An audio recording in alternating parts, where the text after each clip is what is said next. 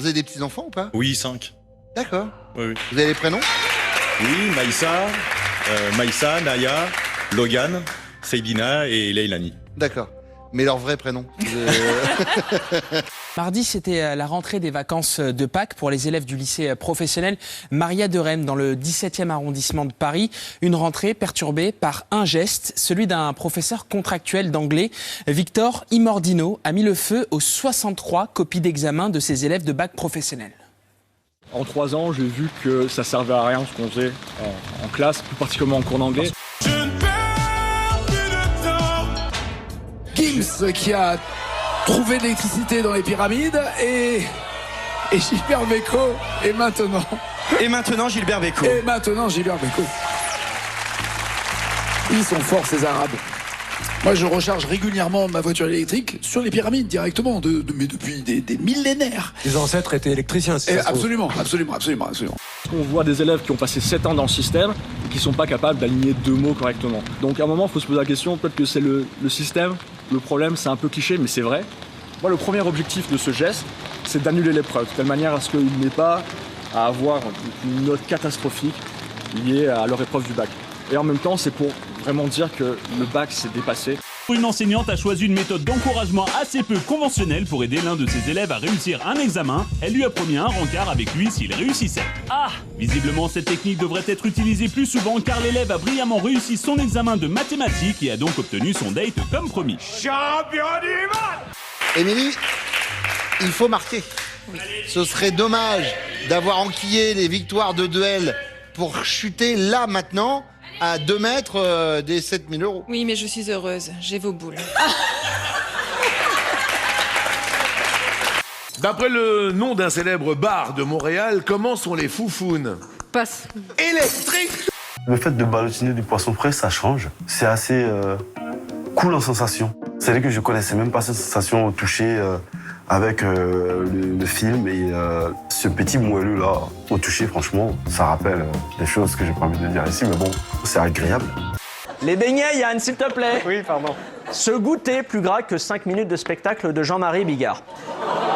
Selon une experte en relations amoureuses, l'odeur des beignets rendrait immédiatement séduisant. J'avais exactement 15 ans et demi. Professeur de mathématiques. Et comme j'étais pas très bon en mathématiques, ma mère m'avait demandé de trouver un prof. Et cette prof donnait, en plus des cours qu'elle donnait au lycée, des cours chez elle. Donc je suis allé 1 fois, 2 fois, 3 fois. Et au bout... Mais qu'est-ce que tu racontes, toi? Je peux raconter une histoire Je te vraiment. jure sur la tête de mes coucougnettes que c'est vrai. La tête de mes coucougnettes. Je connais tes coucougnettes et tes keftanes, je peux te dire. La tête. Non, elles sont très bien, mes coucougnettes. Ah, vas-y, oui. Voilà. Et donc j'ai eu une aventure pendant quelques semaines avec cette jeune personne. En fait, elle se base sur une étude selon laquelle l'odeur du beignet augmenterait le flux sanguin vers le pénis de, écoutez bien, 31,5%. Ce qui explique sans doute comment le donut a été créé. Ah ouais, c'est aux caquettes. Un zizi de suédois.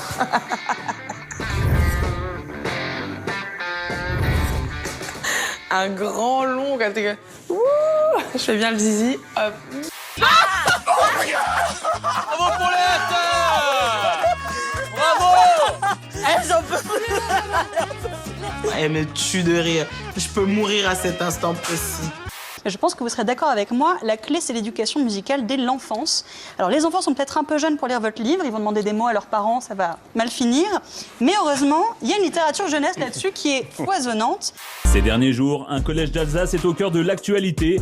Au cours d'un atelier cinéma, des élèves de 6e étaient censés visionner le film Tomboy, un long métrage sorti en 2011 qui pose la question du genre dans lequel un enfant né sous le prénom de Laure se présente sous celui de Michael. T'as dit à tout le monde que t'étais un garçon? Pourquoi t'as fait ça? Mais les parents d'élèves ont accusé ce film de pouvoir mettre en danger le développement psychologique de leur enfant. L'établissement catholique a donc décidé d'annuler la diffusion pour ne pas créer davantage de problèmes. Monseigneur Joly est l'un des tout premiers prêtres à avoir reçu sa carte d'identification avec QR code. Il suffit de le flasher. La carte s'appelle un célébrette, permettant désormais de savoir si un prêtre est sous le coup de restrictions. Dessus, et on arrive à une page qui est finalement mon célébrette. La couleur verte qui dit que effectivement je suis habilité à célébrer. Si la couleur est rouge, il n'a pas le droit d'exercer. S'il est orange, il y a des restrictions, comme par exemple ne pas être seul avec des mineurs. Je trouve ça regrettable qu'il y ait eu ce choix d'interdire ce film, mais quand des parents font un choix de mettre leurs enfants dans un collège catholique, je pense avec des convictions. Les catholiques, voilà. le collège, non? Toi, tu vas. Alors fais bien attention. Fais bien attention à toi. Donc, avec certaines convictions que je ne partage pas forcément, je comprends. En fait, t'as dit 4 fois la même chose. Oui. Mais est-ce que je peux finir? Tu m'arrêtes tout le temps. Dans le bouquin, justement, vous assumez tout, l'anus dilaté comme jamais, le fait de sortir un roman dans un contexte hyper tendu, et les engueulades du président de la République aussi, j'imagine. Oui, j'assume tout, je le revendique même. La NASA prévoit un retour sur la Lune d'ici quelques années et les premiers pas sur Mars à la fin de la décennie 2030. Mais certains, comme Elon Musk, veulent voir les choses en beaucoup plus grand. Le multimilliardaire de SpaceX veut amener 1 million de colons sur Mars d'ici 2050 et construire de véritables cités-dômes sur la planète rouge. Le prototype de ces colonies martiennes existe déjà justement ici à l'université d'Arizona.